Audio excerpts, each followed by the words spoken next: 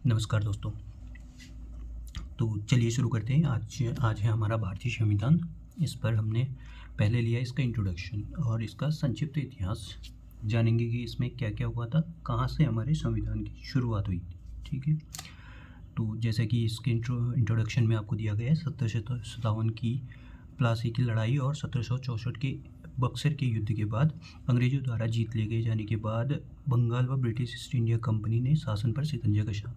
ठीक है, तो सबसे पहले यहाँ पर शुरुआत होती है 1773 ईस्वी का रेगुलेटिंग एक्ट। अब इसका काम क्या है, इसका संवैधानिक महत्व क्या है? भारत में ईस्ट इंडिया कंपनी के कार्यों को नियमित और नियंत्रित करने की दिशा में ब्रिटिश सरकार द्वारा उठाया गया पहला कदम था। इसके द्वारा पहली बार कंपनी के प्रशासनिक और राजनीतिक कार्यों को मान्यता मिली। इसके द्वारा केंद्रीय प्रशासन की नींव रखी गई। ठीक है, अगर विशेषताओं की बात करें तो इस अधिनियम द्वारा बंगाल के गवर्नर को बंगाल का गवर्नर जनरल पद नाम दिया गया तथा मुंबई एवं मद्रास के गवर्नर को इसके अधीन कर लिया गया। इस एक्ट के तहत बनने वाले प्रथम governor general lord Warren Hasting थे। ठीक है, इस अधिनियम के अंतर्गत कलकत्ता में 1774 ईस्वी में एक उच्चतम न्यायालय की स्थापना की गई, जिसके मुख्य न्यायाधीश और 3 अन्य न्यायाधीश थे। इसके प्रमुख मुख्य न्यायाधीश सर एलिजा इम्पे थे और मुख्य न्यायाधीश थे चैम्बर, लिमेंस्टर और हाइड। ठीक है, अब उसके बाद आता है 1781 का act of settlement. Act of settlement regulating act की कमियों को दूर करने के लिए बनाया गया एक एक्ट था। इस एक्ट के अनुसार कलकत्ता की सरकार को बंगाल, बिहार और उड़ीसा के लिए विधि बनाने का प्राधिकार प्रदान किया गया है कि बंगाल की जो सरकार थी वो बिहार और उड़ीसा के लिए भी अपना कानून लागू कर सकती है। उसके बाद आता है 1784 का पिट्स इंडिया एक्ट। इस एक्ट के द्वारा दोहरे प्रशासन का प्रारंभ हुआ। बोर्ड ऑफ डायरेक्टर्स व्यापारिक मामलों के लिए, बोर्ड ऑफ कंट्रोलर राजनीतिक मामलों के लिए चुने गए। 1793 ईस्वी का चार्टर अधिनियम, इसके द्वारा नियंत्रण बोर्ड के सदस्यों तथा कर्मचारियों के वेतन आदि को भारतीय राजस्व में से देने की व्यवस्था की गई। जो भारत का राजस्व था उसमें से आपको वेतन दिया जाता था नियंत्रण बोर्ड के सदस्यों और कर्मचारियों को। उसके बाद 1833 ईस्वी का चार्टर अधिनियम क्या कहता है इस पर? इस अधिनियम की मुख्य विशेषताएं थी, इसके द्वारा कंपनी के व्यापारिक अधिकार पूर्णतः समाप्त कर दिए गए। अब कंपनी का कार्य ब्रिटिश सरकार की ओर से मात्र भारत का शासन करना रह गया। बंगाल के गवर्नर जनरल को भारत का गवर्नर जनरल कहा जाने लगा। बम्बई तथा मद्रास की परिषदों की विधि निर्माण शक्तियों को वापस ले लिया गया। विधिक परामर्श हेतु गवर्नर जनरल की परिषद में विधि सदस्य के रूप में 34 सदस्यों को शामिल किया गया।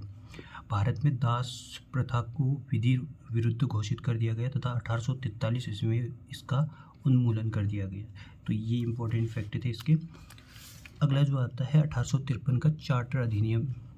इस अधिनियम की मुख्य विशेषताएं हैं, इस अधिनियम के द्वारा सेवाओं में नामजदगी का सिद्धांत समाप्त कर कंपनी के महत्वपूर्ण पदों को प्रतियोगी परीक्षाओं का आधार बनाने पर व्यवस्था की गई।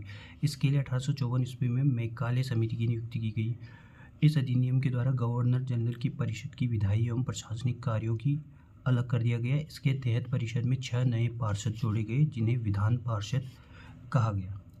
1858 ईस्वी का भारत शासन अधिनियम। इस अधिनियम की विशेषताएं थी, भारत का शासन कंपनी से लेकर ब्रिटिश क्राउन के हाथों में सौंपा गया।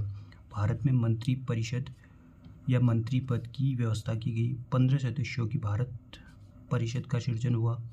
8 सदस्य ब्रिटिश सरकार और 7 सदस्य कंपनी के निदेशक मंडल द्वारा चुने गए थे। भारतीय मामलों में ब्रिटिश संसद का सीधा नियंत्रण स्थापित किया गया। मुगल सम्राट के पद को समाप्त कर दिया गया। कब से किया गया? 1858 ईस्वी।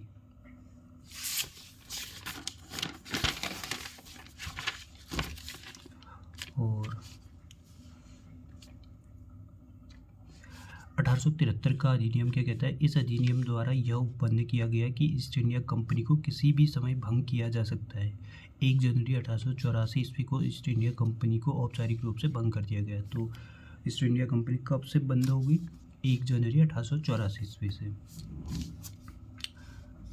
और यहाँ पर 1892 ईस्वी का भारत परिषद अधिनियम। इस अधिनियम की मुख्य विशेषताएं थी कि प्रत्यक्ष चुनाव प्रणाली की शुरुआत की गई।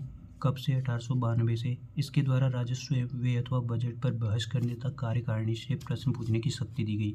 1909 का भारत परिषद अधिनियम, जिसको हम जानते हैं मार्ले मिंटो सुधार। पहली बार मुस्लिम समुदाय के पृथक प्रतिनिधित्व का उपबंध किया गया। इसके अंतर्गत मुस्लिम सदस्यों का चुनाव मुस्लिम मतदाता ही कर सकते थे। इस प्रकार इस अधिनियम ने सांप्रदायिकता को वैधानिकता प्रदान की और लॉर्ड मिंटो को सांप्रदायिक निर्वाचक के जनक के रूप में चुना गया। अगला जो है वो आपका 1919 का भारत शासन अधिनियम, मॉन्टेग्यू चेम्सफोर्ड सुधार। इस अधिनियम की मुख्य विशेषता ये थी, केंद्र में द्विसत्तात्मक विधायिका की स्थापना की गई। प्रथम राज्य परिषद तथा दूसरी केंद्रीय विधानसभा। राज्य परिषद के सदस्यों की संख्या 60 थी। 34 निर्वाचित होते थे और उनका कार्यकाल 5 वर्षों का था। केंद्रीय विधानसभा के सदस्यों की संख्या 144 थी, जिसमें से 104 निर्वाचित होते थे और 40 मनोनीत किए जाते थे।